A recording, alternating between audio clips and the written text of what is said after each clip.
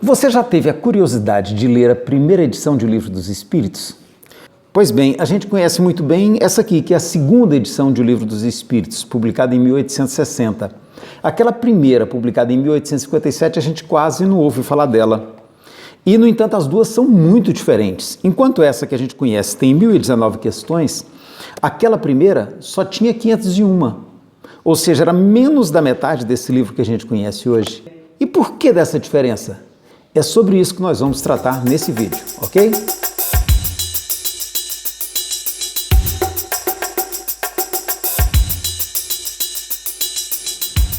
Eu sou Elias, do canal Fronteiras do Pensamento Espírita, e essa é a série Contextualizando Kardec, uma série que consolida estudos que nós temos realizado ao longo dos últimos 10 anos, procurando compreender melhor o contexto em que a obra kardeciana foi produzida, para que isso nos ajude a entendê-la melhor hoje, que já se passaram 160 anos da sua publicação.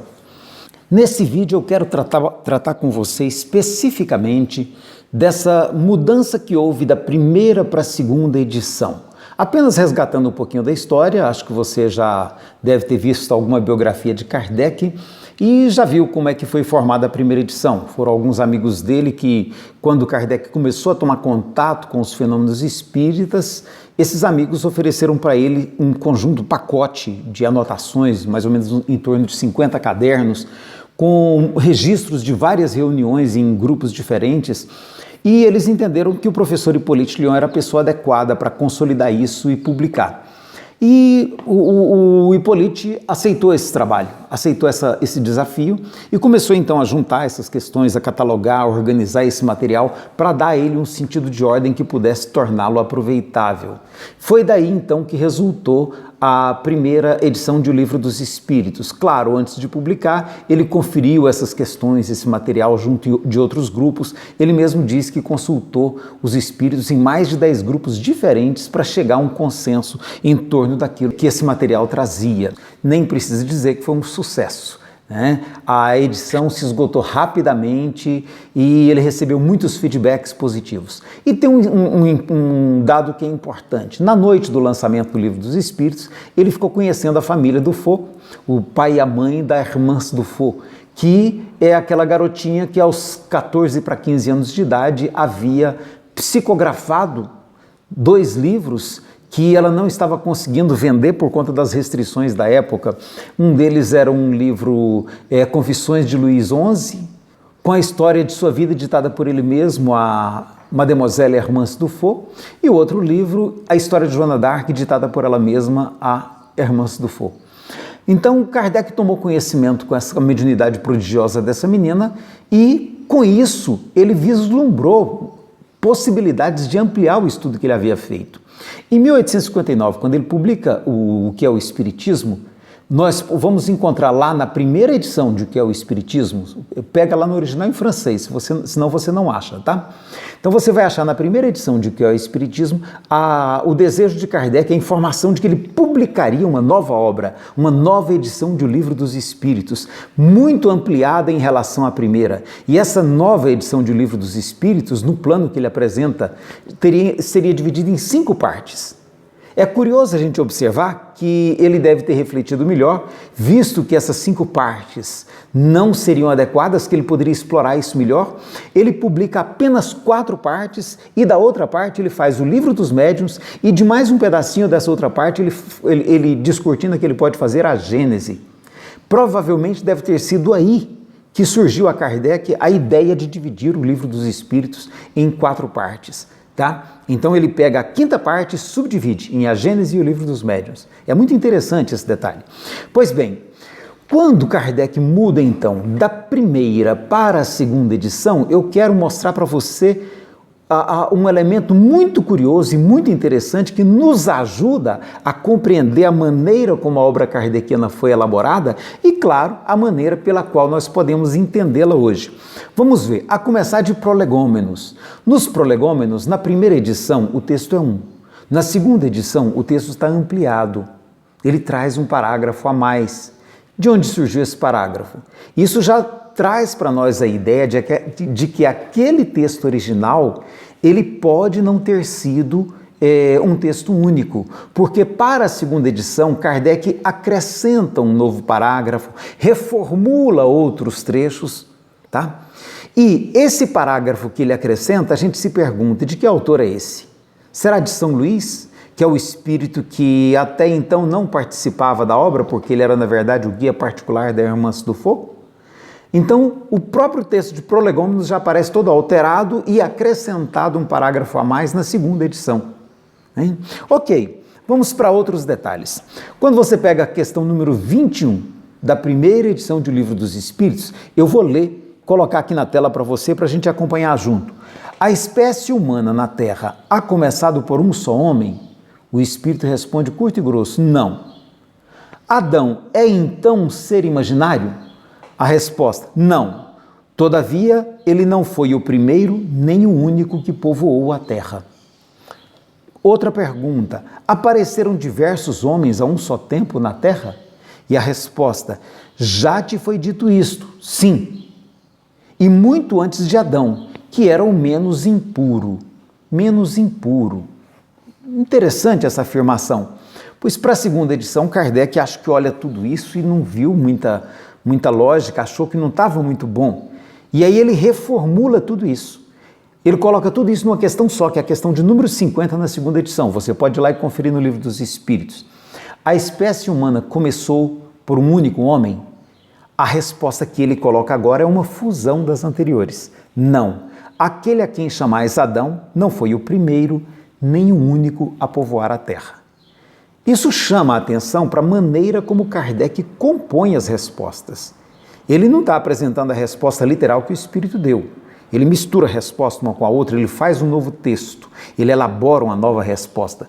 Nós vamos ver isso melhor ainda na questão 86 da primeira edição, que muda para 344 na segunda. Em que momento a alma se une ao corpo? O Espírito responde, ao nascimento. Opa, peraí, parece que a gente não conhece esse assunto assim não, né? Em que momento a alma se une ao corpo? No instante do nascimento? É isso que o Espírito responde. Aí, outra pergunta. Antes do nascimento, a criança tem uma alma? Não. Como vive então? Como as plantas. Kardec não deve ter achado muito sentido nisso, tá? Porque ele reformula essa pergunta e dá uma outra resposta na segunda edição. Ela vai aparecer com o número 344 e está assim, olha, em que momento a alma se une ao corpo? E essa resposta você já conhece. A união começa na concepção, mas só é completa por ocasião do nascimento. E aí ele faz uns outros desdobramentos. Vejam como é curioso, como ele muda até mesmo o entendimento das questões da primeira para a segunda edição de O Livro dos Espíritos.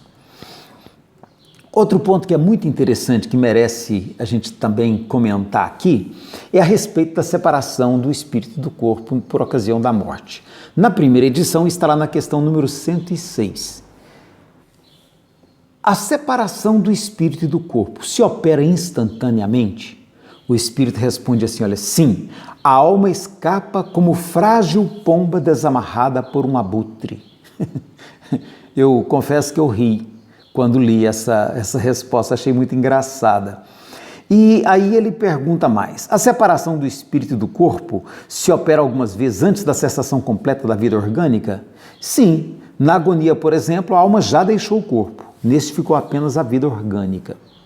Quando Kardec vai fazer a segunda edição, ele acha, provavelmente ele não deve ter gostado, assim como eu, dessa resposta da questão número 106. E aí ele vai apresentar então, agora na segunda edição, com o número de 155. Como se opera a separação da alma e do corpo? A resposta é outra. Rotos os laços que a retinham, ela se desprende. Olha que interessante. Ficou uma resposta muito mais bonita, inclusive, né? E nada daquela ideia de uma ruptura imediata que apresentava na primeira edição. E o restante Kardec vai manter. O que nós podemos compreender quando a gente vai analisando esse texto e percebendo a maneira como Kardec compunha esse texto? A primeira conclusão, A obra de Kardec não é exatamente aquilo que a gente imaginava, de perguntas e respostas ipsis literis como foram dadas pelos espíritos. Não é bem isso. Kardec desfrutou de uma liberdade imensa de elaboração e ele fez uso dessa liberdade. Ele mesmo diz isso na introdução do livro. Ele compôs as respostas que a gente lê hoje. Ele compôs a partir das informações que ele obteve dos espíritos. Algumas respostas provavelmente são originais, como foram apresentadas pelos espíritos, outras com certeza foram elaboradas por ele de punho próprio, para dar uma lógica melhor para a resposta que estava sendo apresentada. As perguntas, nós não temos registro quem foi que fez, se foi ele, se foram outras pessoas, se foram da primeira lavra dos 50 cadernos ou se foi depois ele fazendo as comparações, nós não temos essas informações. Kardec na época não achou isso relevante, nem anotou o nome dos médiuns que responderam, nem dos espíritos que responderam. Então nós temos ali um trabalho que tudo evidencia, apresenta um grande componente autoral do próprio Allan Kardec, do próprio professor Hippolyte Léon. É bom a gente perceber isso, para a gente desmitificar um pouco a obra kardeciana, para a gente não cair naquela ideia assim sacralizada da obra kardeciana, de achar que ali está expresso o pensamento de espíritos puros, espíritos superiores de outras esferas, transcendentes. Não é bem essa abordagem que Kardec dá. Pelo contrário, ele entende que ele está produzindo um material que precisa estar consistente com a ciência do seu tempo, com a filosofia do seu tempo, e é um material atualizável, tanto que ele já muda da primeira para a segunda edição. Ele tem um plano que apresenta no que é o Espiritismo, ele já muda esse plano antes da publicação do Livro dos Espíritos, da segunda edição em 1860. Ele pega o que seria um capítulo de O Livro dos Espíritos e abre um outro livro inteiro, que é o Livro dos Médiuns. Aquela partezinha pequena que ele vai abrir como a Gênese depois, lá em 1868, 8 anos depois da segunda edição, 10 anos depois da primeira edição do Livro dos Espíritos, nós vamos ver que ele vai fazer alguns desdobramentos que nem existiam na primeira edição do Livro dos Espíritos e nem na segunda. Aquele Adão que era imaginado como um ser real pelo Espírito, lá no começo, e que ele fica em dúvida se exclui na segunda edição, lá em A Gênese ele apresenta já como um ser imaginário, como um ser alegórico. Então é muito interessante que o próprio Kardec vai mudando a composição da sua obra ao longo do tempo, o que mostra que ele tinha uma visão de espiritismo como um processo dinâmico de construção, onde ele não está dando a resposta final, ele está lançando os fundamentos. Outro aspecto muito interessante que é bom a gente perceber também, nós ouvimos muito em muitas palestras que a obra kardeciana foi verificada, foi revisada pelo Espírito da Verdade. Mas ela não deve ter sido tão detalhada quanto a gente imagina, porque senão essas questões que Kardec modifica da primeira para a segunda edição não estariam presentes. A primeira edição também Kardec diz que foi revisada, pelos espíritos superiores, pelo Espírito da Verdade. E, no entanto, passaram essas questões que ele reformula para a segunda edição, mais do que dobrando o volume do livro.